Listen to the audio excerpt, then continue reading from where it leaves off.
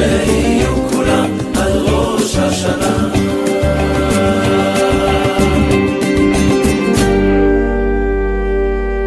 Donc aujourd'hui, vous verrez que les gens qui essayent de communiquer, on les attaque. Les démons, ils les attaquent. Ces démons-là, c'est des gens, ils peuvent avoir des grandes barbes et des grands chapeaux et aussi grands que Zoro, mais c'est Avodazoro. Ils font c'est de l'Avodazara, c'est pas c'est des démons.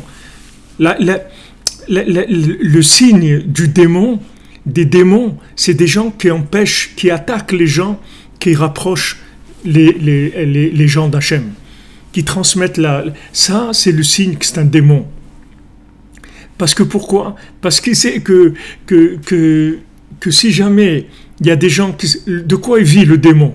Il vit du mensonge, il vit du fait qu'il n'y a pas d'évidence de la vérité. C'est de ça qu'il vit le démon.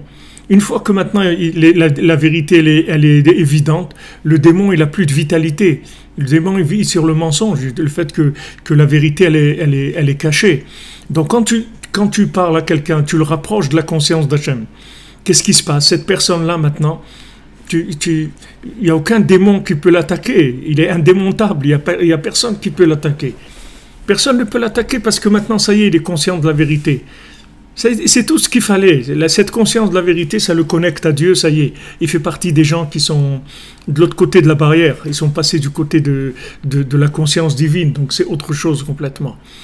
Donc tu vois que ces démons, ils empêchent d'arroser l'arbre. C'est-à-dire ces démons, ils attaquent tous ceux qui essayent de rapprocher des gens de la conscience divine. C'est pour ça que tu vois tellement tu entends des trucs, des scandales sur un rave, un autre, un truc, et tous ceux qui veulent s'occuper de rapprocher des gens, on essaye de parler du mal d'eux, on essaye de les casser, parce que ces démons-là, ils savent très bien que leur seule vitalité, c'est d'empêcher de rapprocher des gens éloignés, de les rapprocher de la conscience d'Hachem.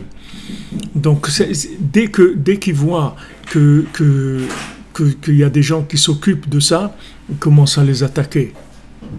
Pourquoi ils les attaquent? Pourquoi ils ne les laissent pas tranquilles? Pourquoi, au contraire, les gens devraient les aider?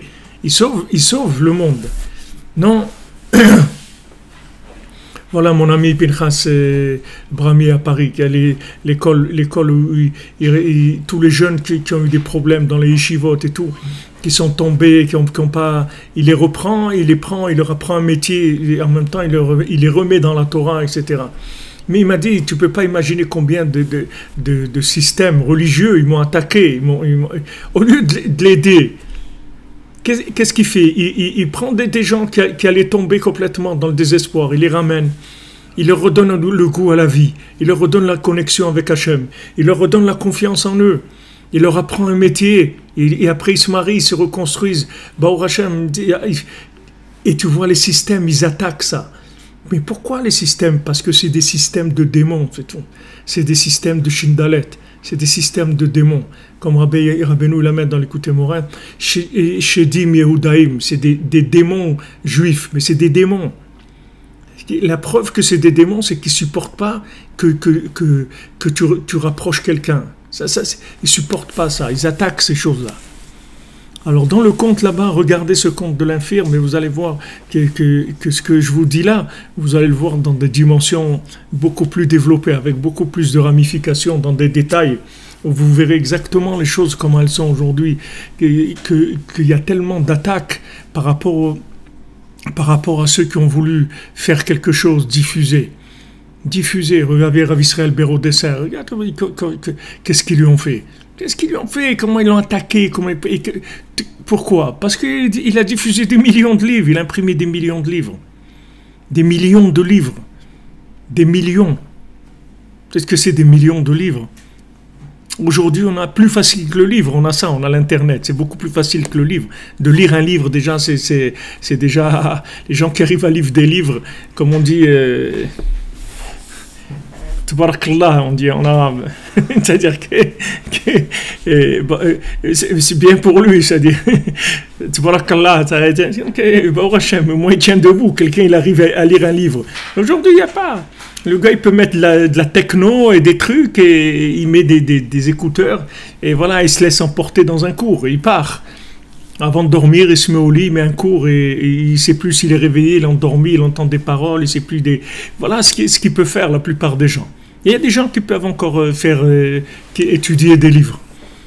Mais tous les gens qui ont essayé de faire des choses, comment ils ont été attaqués, de folie.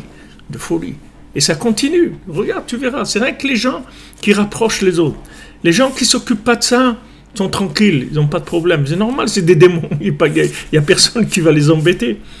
Il n'y a personne qui va les chercher là-bas quoi faire. Ils viennent attaquer une personne seulement. Rapprocher une personne, ça change tout le système. Une personne qui prend conscience d'Hachem, c'est une évolution pour toute l'humanité. Toute l'humanité. Rabbeinu dit, un qui se rapproche, il change la formule pour toute l'humanité. C'est pas un, c'est des milliards de combinaisons qui se mettent en place pour révéler la parole divine. Parce que cette personne-là, elle pense, elle parle, elle mange, elle travaille, elle a de l'argent, elle gagne de l'argent, elle dépense de l'argent, elle mange, elle achète à manger, elle se déplace, elle achète un billet de train, elle achète de l'essence. Tout ça, c'est tout connecté. Ça fait des choses extraordinaires dans le monde. C'est pour ça qu'il y a beaucoup d'attaques.